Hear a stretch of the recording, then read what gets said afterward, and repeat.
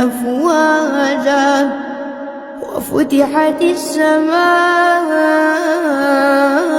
فكانت أبوابا وسيرت الجبال فكانت سرابا إن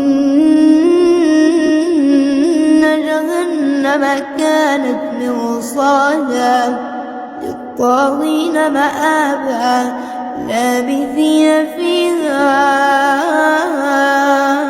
أحقابا لا يذوقون فيها بردا ولا شرابا إلا حميما وغساقا.